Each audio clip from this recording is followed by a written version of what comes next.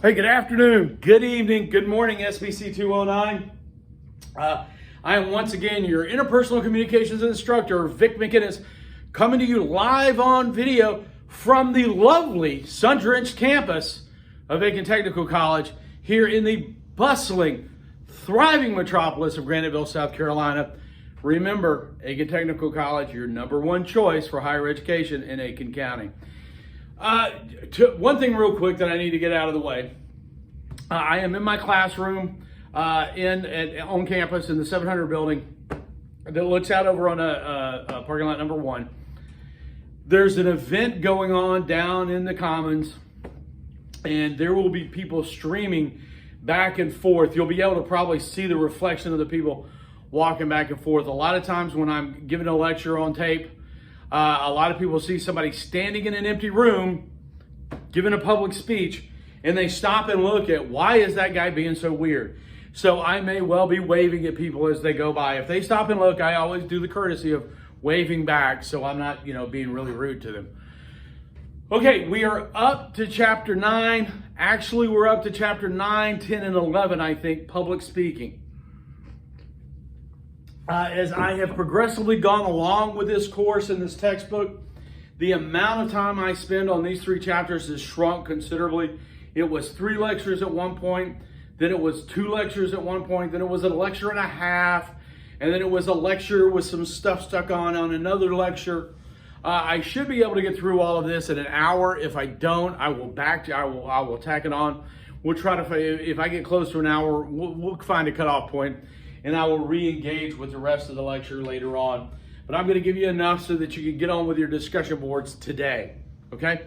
The topic of chapter 9, 10, and 11 is public speaking. This is not a public speaking course. I'm not even sure why this material is in here, but we've got time to cover it, so I'm going to cover it with you. And public speaking is something we are often called to do as part of our jobs. It's something from as formal as like a sales presentation, something as informal as you're asked to come speak to a civic group on behalf of your industry or your company.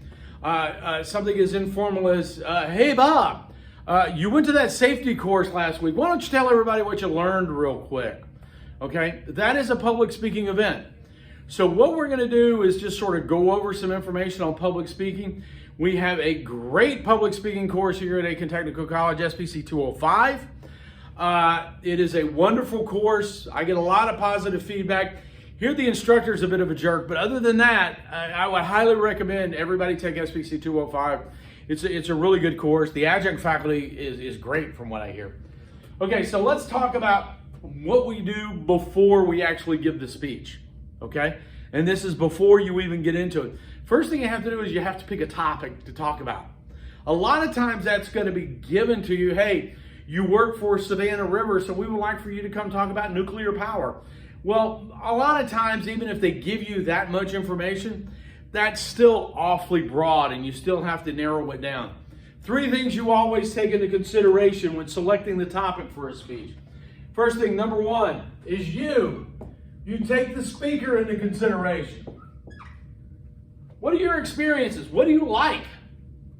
What are you interested in? What are you passionate about? Okay? What are you knowledgeable of? Okay? That will be the number 1 thing you have to think of because you're the one doing the speech. Now, on occasion, I have been asked to come give a speech. When I ask what people want me to talk about, they tell me, and it's something I know absolutely nothing about. And not only do I know nothing about it, I'm not comfortable talking about it. Not because I talk about just about anything, but if I'm not knowledgeable on it, I'm not going to be comfortable giving that speech, and that's going to come across to the audience.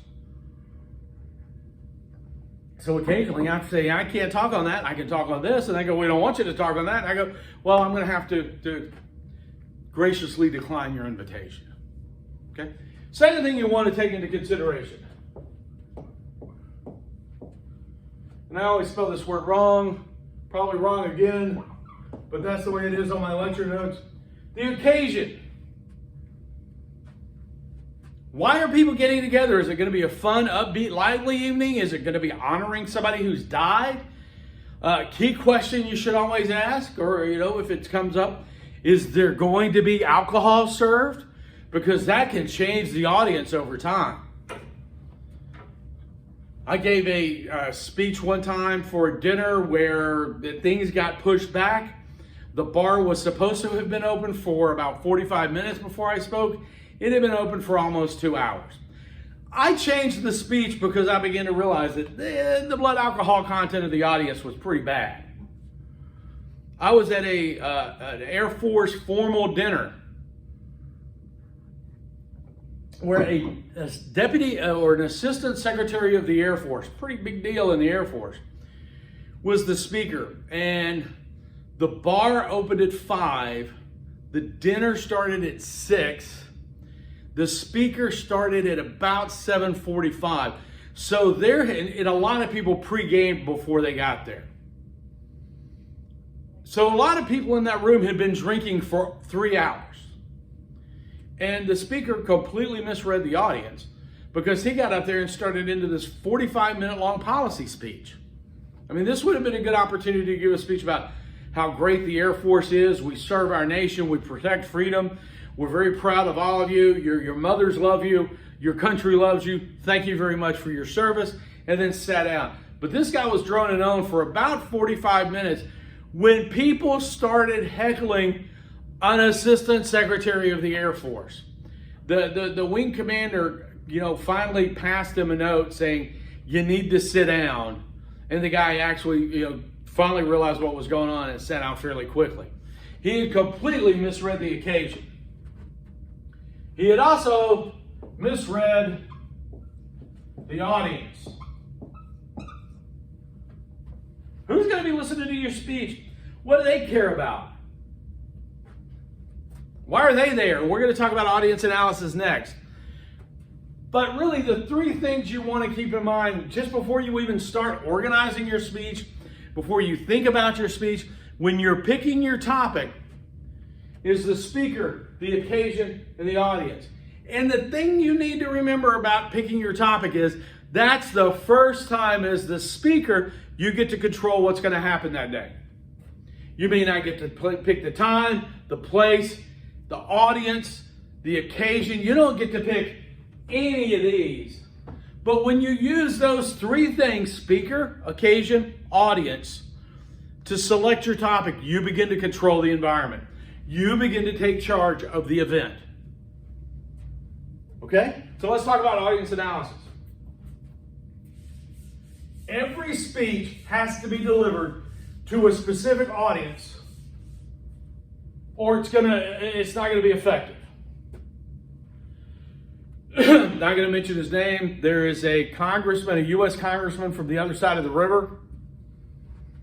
I mentioned in here, I think, that I used to work for a veterans nonprofit for a while over in Augusta. We had an event for post 9/11 veterans. We invited the congressman. He came in and gave a speech talking about how great Vietnam veterans were.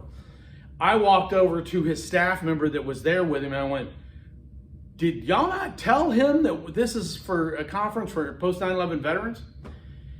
And he just sort of rolled his eyes and said, he's got the one veteran speech and that's what he does. I said, well, I mean, it's applicable, but every one of his examples deals with Vietnam era veterans. She's like going, yeah, I know. And we're like, these people aren't 65 years old like Vietnam era veterans. They have a completely different set of problems. He's going like, yeah, I know. He's got the veteran speech he gives though, and that's it.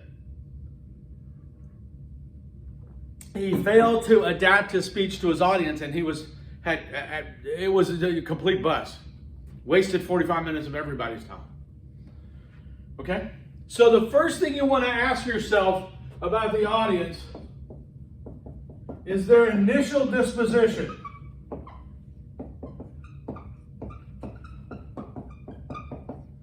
Their initial disposition. Where are they when you start your speech in relation to your topic? Okay? Now, there's a lot of different ways to find that out, but what we're going to be talking about is an idea called, we're going to call it audience analysis.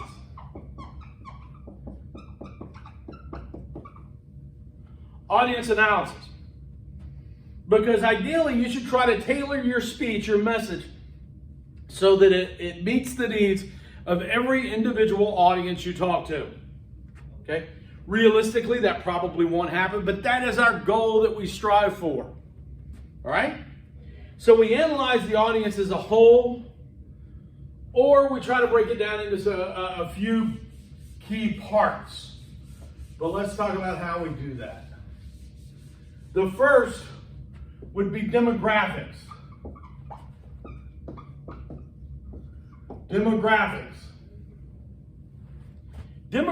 is where you statistically break down the audience by measures that you can and statistically analyze. Average age, gender, religion, group membership, education, occupation, residency, household income. Now, does that mean you have to go around and ask every audience member, hey, what's your household income? How much does your family make? No, but if you're addressing someone in Aiken County or an Aiken County group, you can go to the U.S. Census Bureau and find out what the average household income in Aiken County is. That's all easily available. Everything I mentioned, age, gender, religious affiliation, group, maybe not group membership, but education level and occupation are all available from the U.S. government through the Census Bureau. It's all there. Okay? It's very simple to find. So the first way you're going to analyze it is through demographics. Next is going to be something called psychographics. Psychographics. What values, opinions, attitudes, beliefs do the audience members share? Okay? If I'm addressing the Chamber of Commerce and I'm doing psychographic audience analysis, what do they all share? They all believe in business. They're all business people, or at least business adjacent. Sometimes the Chamber of Commerce, usually the Chamber of Commerce, the city government will have a representative. They're not in business, but they're interested and adjacent to conducting business. Aiken Technical College has represented as a member of the Aiken County Chamber of Commerce. Are we a business? No, but we are very important to business in this region, and business in this region is very important to us. Okay, so we're business adjacent. What does the audience's values, beliefs, opinions, attitudes, how does those things impact their notions about your ideas and topics? Okay? So that's psychographic analysis.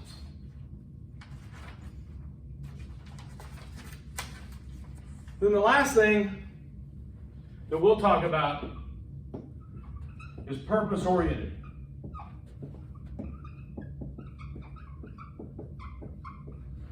Purpose-oriented just goes on the situation.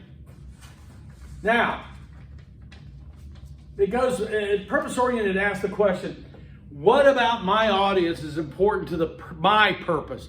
Not why. A lot of times when people say purpose-oriented audience analysis, they say, oh, well, what you're asking is why is the audience there? No, that's not it. Purpose-oriented means we go through and we identify the pieces of information that are going to help us achieve our goal. Okay? It's focused on us. All right? Now there is another one that you will see sometimes called situational analysis. And that's kind of a catch-all if none of the other ones sort of give you what you need. Situational analysis is, what about the situation? What about the account? What about where you're at that moment in time is important to achieving your purpose. It's kind of, and I don't spend a whole lot of time on it because it's kind of a catch-all. Whatever else. Okay? But where do we get the data for this? First of all, if you're, say, I'm flying in from New York City to do a speech here, where am I going to find out information about the people of Aiken County? Well, I've already talked about the U.S. Census Bureau. A ton of information there. I can get you more information just about than you can digest from the U.S. Census Bureau in about a minute and a half. Because you can search, if you go to I think it's uscensus.gov, and you can plug in Aiken County, South Carolina, and it will take you to all the information you could ever digest on Aiken County from the last census. Okay? There's mass media. Read the Aiken Standard. The North Augusta Star, is it? Whatever newspaper there is there. Even the Augusta Chronicle. Look at all the TV stations, the radio stations. They have news, and you can click on the local news button and see what's going on locally. You can have conversations with local people. Drives my wife nuts. I talk to everybody.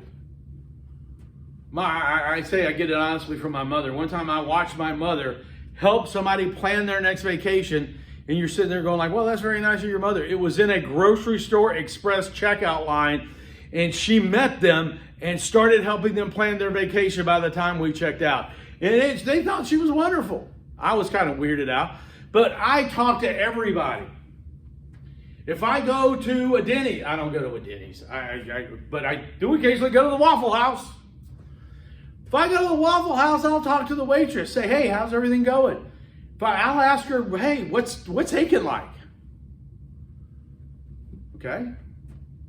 I have those talk to the hotel clerk. Any local people you meet can give you information about the audience you're going to be talking to. Okay?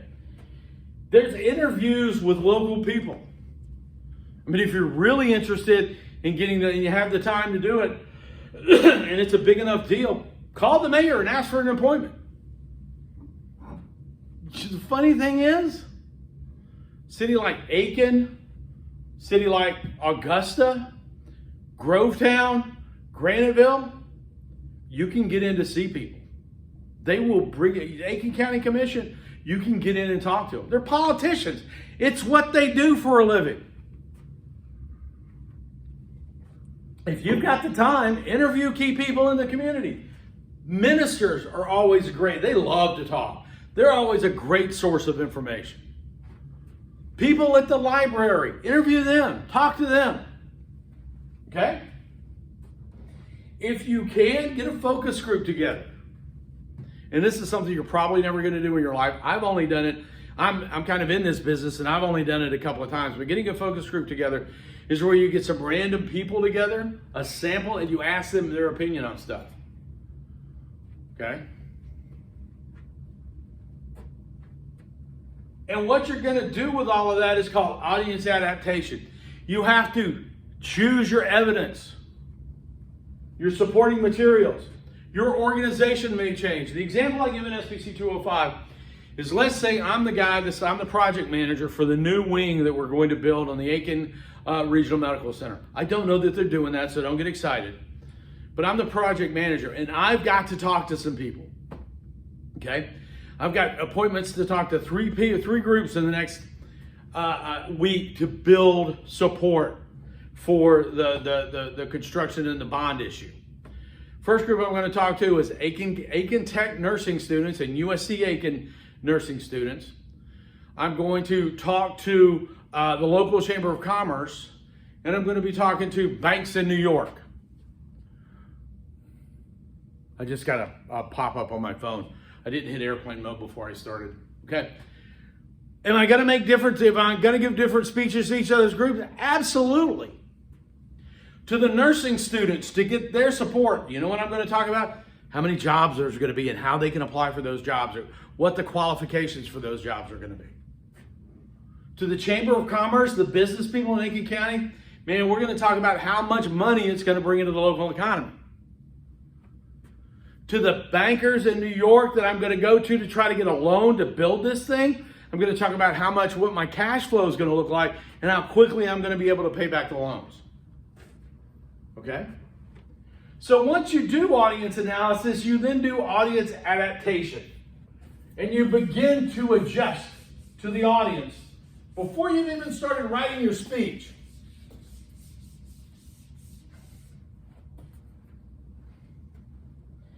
The next thing you need to do is to pick your purpose.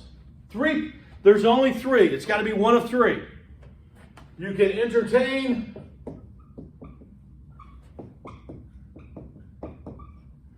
you can inform,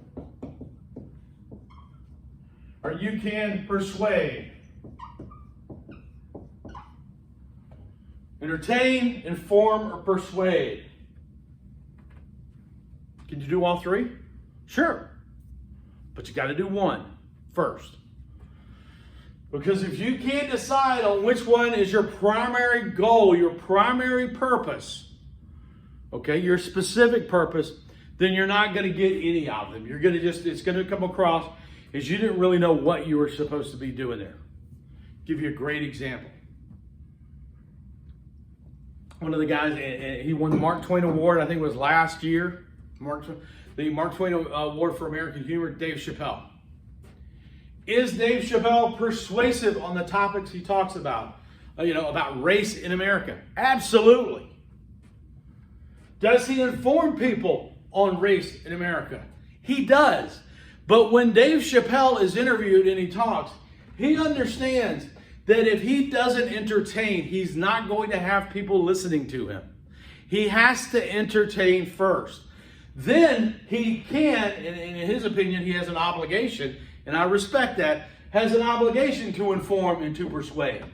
But he remembers that as a stand-up comedian, yes, he has an obligation to persuade and to inform, but his primary purpose is to entertain. Can I give a persuasive speech that's also funny? Absolutely. Can I give an informative speech that's persuasive? That's a bit more dangerous, but sure. But you have to pick one. A lot of times when people come to me and say, I want to do an informative speech that's also persuasive, I tell them, do the informative speech, let the persuasion work itself out. Because if you come across as an advocate right off the bat, you're going to push some people away. Let them figure it out. Once you figure out what your general purpose is, you're going to want to come up with a specific purpose.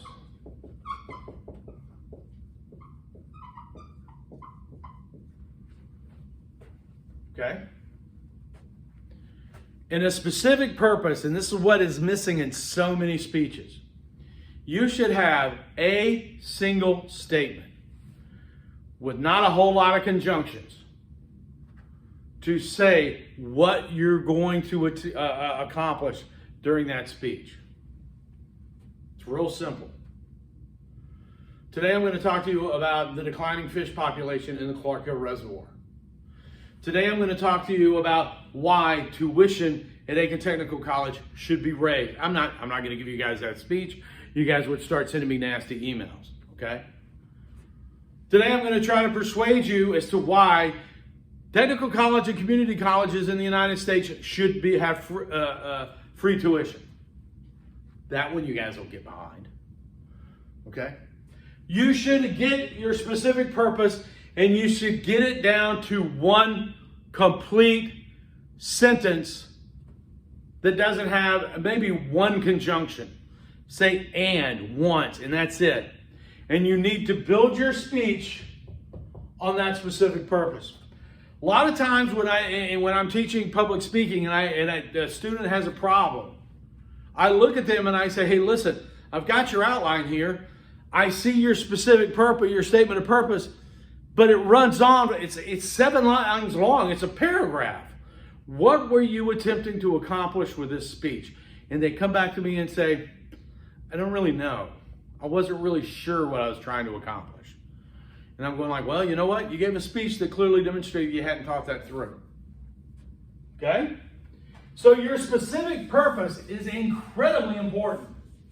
You need to be able to, once you figure out the speaker, the audience, the occasion, and you come up with your general purpose to entertain, to inform, or to persuade, and then you come up with your specific purpose, you should have narrowed it down so that you can state in one simple sentence what you're trying to accomplish.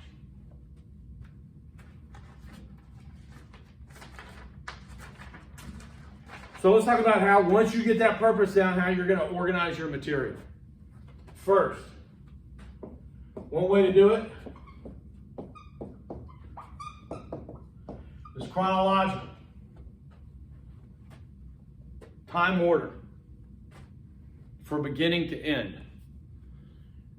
Now, when I'm in my public speaking, when I'm in any class, which hasn't happened since March, when I'm in any class and I ask people, hey, listen, what's something you can teach in chronological, or a speech you can give in chronological order? Everybody says history. And I'm going, good, obviously. You go in chronological order from beginning to end. The Revolutionary War from 1775 to 1783. Okay? That's really straightforward. So what else can you do chronologically? In time and order from beginning to end. And they all look at me and go, so what about changing the tire on a car? Is the order you do things in important? And people go, well, no, I don't think it's that important. Well, they don't think it's important because there's no way to do it if you don't do it in order. But if the first thing I tell you to do when we're learning how to change the tires on a car is you pull all the lug nuts off the wheel, the flat wheel, and you haven't even jacked the car up yet, what's liable to happen? That wheel's liable to pop off and you're liable to have your car sitting on the ground. Okay? So any process that is important to do in order from beginning to end, step 1, step 2, step 3, so on and so forth to step 17, that's chronological development. Second thing I always say to them, and they look at me like, how many of y'all cook, bake? A recipe is done in chronological order. That's all a recipe is. What's the top thing on a recipe? You get your ingredients. First thing you do is you get your ingredients together. Your mise en place. Yes, I watch the cooking channel. Thank you very much. You get your ingredients together. First thing you do is you mix all the dry ingredients together. Second thing you do is you take your wet ingredients and you mix them together. Third thing you do is fourth thing you do, you mix the dry and the wet ingredients together by beating them in the blender until they have a light, frothy whip. Then you pour them into your cake pan and you stick it in the oven for 350 degrees for 35 minutes. You pull it out, you're doing things. If your first instruction was to pull the cake out and turn it over and let it cool, you're going to have a problem. Okay, so chronological is the first way. Second way is narrative order. Narrative order. Narrative order is real simple. It's rooted in something called narrative theory. And narrative theory says humans remember facts better when you tell a story, when you have characters, when you have plot, when you have conflict, when you have settings.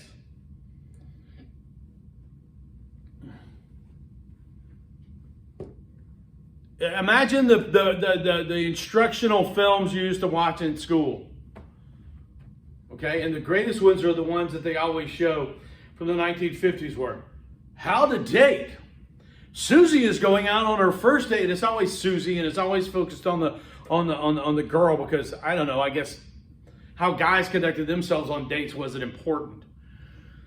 Susie's going on a date. Bob will be over, and it walks you through the night and gives you a story about Bob and Susie's great date where they didn't touch each other, they barely spoke, and there was no physical contact. And for the 1950s, that's how dating was supposed to look, I guess. Okay? But they told a story. They invested in characters. And you see that all the time with instructional media. The Army is both the best and the worst about it. Some of the military training, for any veterans out there that are watching this tape, you guys know what I'm talking about. The military is the best in the world about it. Sailor Jim is about to go into town. And we know what Sailor Jim, we know if you hear that, you know what Sailor Jim's going to do. Okay? All right, so there's narrative order. There's topic order. Topic order divides a subject into its natural categories or divisions. If we wanted to talk about Aiken Technical College, We talk about general ed department. We talk about the nursing department. We talk about the industrial applications department. Okay, and we could break it down that way. If you want to talk about the federal government, you talk about executive, you talk about judicial, you talk about legislative. You break things down into their natural divisions and subdivisions. Okay. Then there is spatial. It's a preacher I used to occasionally listen to back when I was in college, and my girlfriend and I went to church with my girlfriend. Her pastor always said, "You are all spatial." This is not that kind of spatial. This is spatial, as in how things are organized in real space next to each other. Okay? Discussing population growth trends by continent is spatial. Discussing water pollution in the Mississippi River from north to south is spatial. Discussing Aiken Technical College by starting at the bottom of the hill at the 100 building and going all the way up the hill to the 1400 building, that's spatial organization. Because it's how things are organized in real space as they are juxtaposed and adjacent to each other. Okay, there is causal. And its close cousin, problem solution.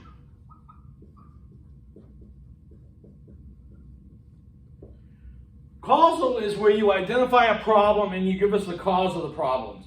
America's math test scores are failing because we do not attend school year-round like other countries do. And that's a true statement, by the way. Because other countries have what's called a year-round schedule. They don't spend any more time in class than our students do. But they don't get that big break in the summer where everybody gets to forget everything they learned. My kids were on a year-round schedule in the United Kingdom for 5 years, and they loved it. Okay? But the cause and effect there. The difference between causal and problem solution is with the causal speech, you don't have to fix the problem. You just have to identify it.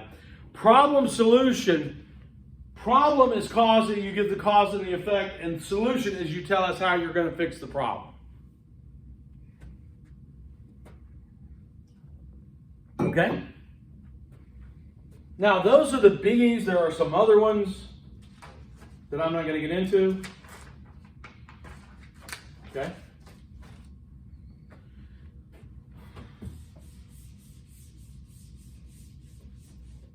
All right, so let's talk about the most basic kind of speaking. The most basic kind of speech you're going to give, speaking to inform. Speaking to inform. Your topic must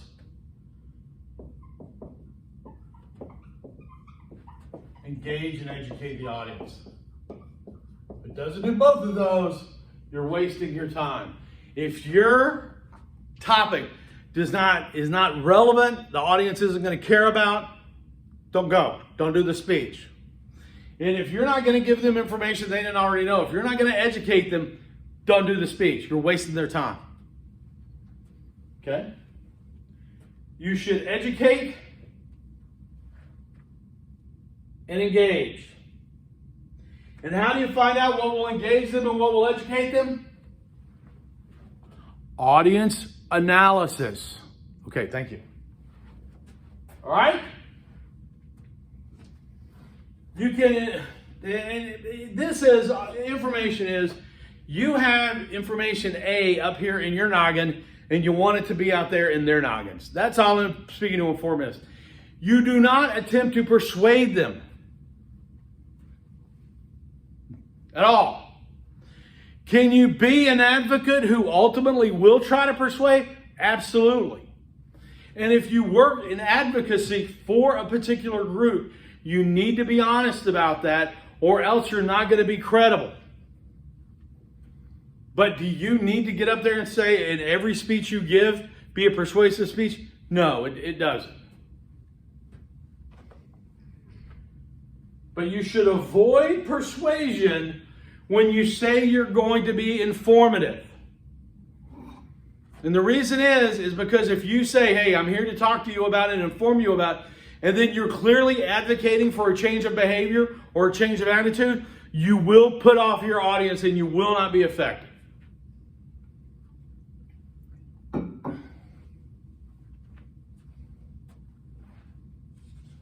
One of the things you need to do is you need to focus.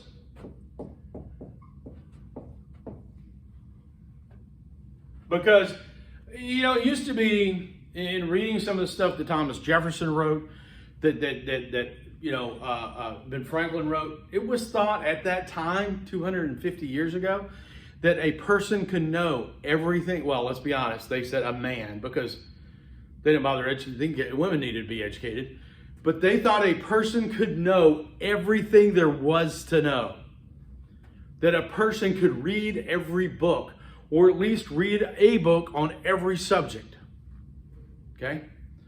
Google the effects of sleep on high school students. You're going to find a couple of 100,000 sites that reference that. You can't know everything, so you can't present everything. So you have to focus down to the core information you think your audience needs. Okay? You have to be credible. Even if you're just trying to inform and not persuade, if you're not credible, if you don't come across as being credible, people aren't going to accept the information you're providing them, no matter how correct and true it is. And are you credible on every subject in the world? No, you're not. But you can certainly find sources that are credible and that the audience finds credible. Okay? State of South Carolina, you want to talk about something? Quote Dabo Sweeney. Okay? Does he know everything? No, but people love him. Okay, well, half the state loves him. Okay? Let's talk about persuasive speaking. And I don't talk about speaking to entertain, because that is so far down the pike for most people on how to do that this is basic level stuff. Okay? All right, Aristotle said there were three, and again, I've said this many times. I ain't telling you anything new. Most of the stuff I teach in this class is 2,500 years old. Aristotle said there were three ways to persuade: pathos, logos, and ethos. And this still holds true today. Pathos is persuasion with emotion.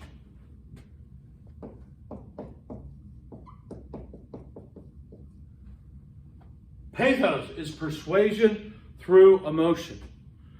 Biggest example of pathos in this country in the last 10 years is that SPCA commercial, where you're sitting there and it's just, and Sarah McLachlan comes on and says, "In the arms of a," and they show you pictures of sad dogs for a minute. That is nothing but pathos. Appealing to your emotions. We do that all the time, especially during political season. Last couple of years, we've heard nothing but, "You need to vote for Bob because he's a great American and we love America." And okay. All right. Fear, love, affection, patriotism are all emotions people will appeal to. Is that wrong? Not necessarily. Logos is an appeal to logic. Present evidence, present a logical case, and the people will agree with you. That's fairly simple. Ethos is based on your personal credibility. Because people believe you They will find you to be persuasive. Okay? Best example here in the CSRA. First time I saw this commercial, absolutely freaked me out. George Sink was a United States Marine. And then this old guy pops up. And every time, George Sink was United States Marine because he fought for our country. He will fight for you in court. George Sink was United States Marine. We hold veterans in high esteem in this country, for the most part.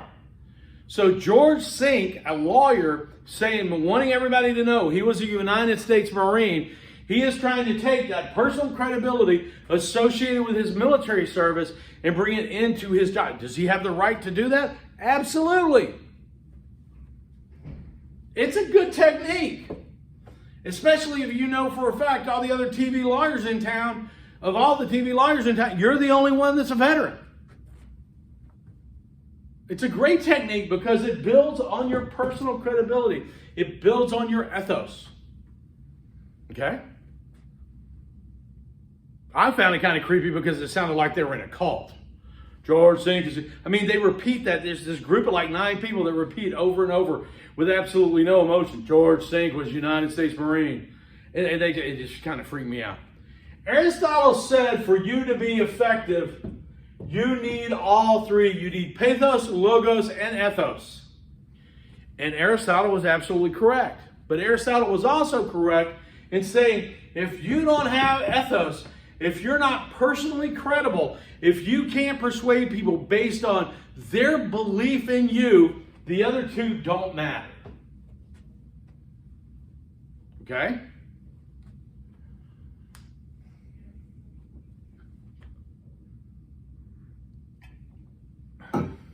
I keep coming up with examples of people who no longer have ethos, and all of them are fairly controversial.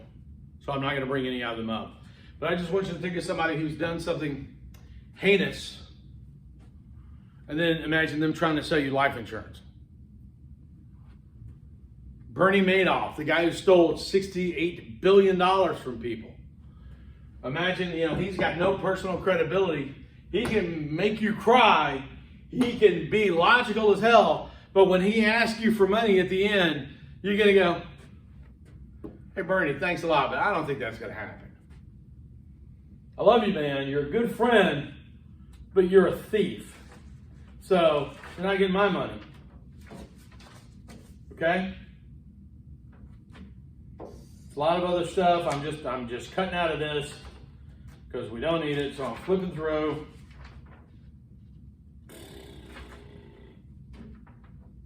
Yeah, we'll talk about this. Okay, there's 2 ways to persuade that I want, and I say this because, again, one of my roles here, one of my objectives here with interpersonal communication, SPC 209, is to build your ability, your credentials as critical consumers of communication. 2 things about persuasion. 1, offering a reward, and 2, persuading by fear. Okay? We'll talk to you about offering a reward. Here's the problem with offering a reward. Eventually, the reward, whoever you're persuading by giving them something, they're going to want something else. Or they're going to want more. Okay? I never offered my kids money for grades. They got privileges for grades. If they were on the AB honor roll, they got to stay up later on Friday and Saturday nights and enjoy, and they got to pick movies and stuff like that. But I never gave money for grades. Like I know some parents going like, hey, you got on the AB honor roll, there's $5. Well, sooner or later that kid's gonna go $5. That was last year. I need 10. I'm working a lot harder. This is 5th grade. 4th grade was easy. 5th grade is hard. You're going to have to make it more worth my while, or I'm just not going to bother. And that goes for a lot of stuff. If you're going to give somebody a reward for doing something, if you're going to need them to do it repeatedly, you're going to have to keep offering them a bigger and bigger reward. Okay? So that's 1 on persuading through using a reward. 2, persuasion through arousing fear. Let's pretend this marker is a gun. It's not loaded, it's safe, you're fine. Okay?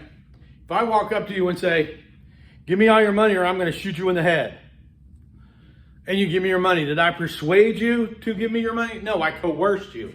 Coercion and persuasion are completely different things. Coercion does not give you a choice. Not doing something or dying is not a choice. Or doing something or dying is not a choice. That's coercion. Persuasion is a legitimate way to get people to change their mind or change their attitudes in their own best interest. Okay? But here's the thing. If I'm going to use fear to persuade you, eventually you will attenuate to that level of fear. Good example of this was President Trump's continuously harping on the threat of immigrants from our southern border coming into the United States. Okay? He started off with, that's a problem. 2015, 2016, it's a problem. He had to continuously ratchet it up until by 2018, in the off-year elections, he was using phrases like armed invasion. Okay? I mean, he was trying to make it an existential threat to the future of the United States. Here's the problem. Pretty soon, he had continued to ratchet the level of fear up to where people didn't buy it anymore. I mean, yeah, there was a hardcore group that didn't buy it. But in general terms, by 2018, after 3 years of being told that the nation was going to collapse if we didn't completely shut down the southern border because of invasions of illegal aliens, people just didn't buy it anymore. Okay? Does that mean you can never use fear to persuade? Absolutely not. It is a perfectly valid way to persuade and to educate. People are going, and a lot of you are going like, fear to educate? Yeah. Don't get in the van with the man. He's not good. He will kill you. It is an educational tool. It uses fear to persuade. If you cross the street without looking both ways, you're going to get run over and killed. And my favorite of all time, don't stick your arm out of the school bus window or you'll go by a telephone pole and it'll rip your arm clean off. That's using fear to persuade. And it's perfectly valid. But be aware that if you're going to try to persuade people and maintain a change of attitude and you're using fear over a long period of time, eventually that's going to move into coercion or the audience is going to attenuate to it and it's no longer going to be effective. Okay, where are we at? 48 minutes, that is a new record. Okay? Again, I'm very passionate, and the reason I took this job because I wanted to spend a couple of years after finishing up my government career. I wanted to spend a couple of years teaching public speaking, teaching interpersonal communication, but especially public speaking because I think it falls directly in line with Aiken Technical College's mission and goals that we discussed the first day of the semester to improve the work-life skills of the Aiken County population. Real simple. You want to know a reason why you should take public speaking, SPC 205 at Aiken Technical College, besides the good adjunct faculty and the okay full-time faculty guy? You'll make more money. It's been proven over and over again. People who are effective at public communication, people who can give a good speech, are going to make more money throughout their careers. It's just that simple. I don't know how to, I try to, we do a lot of, criticism. And by criticism, I don't mean, oh, he sucked. Okay, I mean, where we look critically at communication in the class. But the bottom line is, people who are effective public communicators, people who know how to give a good speech, okay, or an effective, it doesn't have to be great. You don't have to be FDR. You don't have to be Martin Luther King. if you can get up and give some organized thoughts, you're going to make more money in your lifetime. Okay? Bottom line. And I really appreciate the fact that Aiken Technical College requires a whole lot of diverse majors to take public speaking as part of their curriculum. Okay? And that is not trying to sell you guys. A lot of you guys I know, several of you in this class, I've already seen through SPC 205. Okay? But if you haven't taken it, I mean, the investment in tuition is going to be paid off many times over before your careers are over. Because being able to stand up and publicly communicate effectively will make you more marketable and mean you're more valuable to your organization. And when you're more valuable to your organization, and one of the things we talk about in that class is a job interview is a public communication event. It's a public speech. It's a series of short public speeches. And we talk about that in class. Okay. I just wasted 3 minutes doing that. All right. That's chapter 9, 10, and I think chapter 11. We'll go, there'll be a discussion board posted in the next 24 hours after you see this. If it's not already up, we're going to move on, I think, to chapter 12 next. You'll see when the lecture pops up. Really, that's all I've got for you right now. As always, if you want to talk to me, shoot me an email. We can communicate via email if you're okay with that. We can do Zoom, or we can also do a face-to-face meeting. But again, you got to set up an appointment for a face-to-face meeting. With that being said, that is all I've got for today. So stay safe, take care of yourselves, and we will see you soon.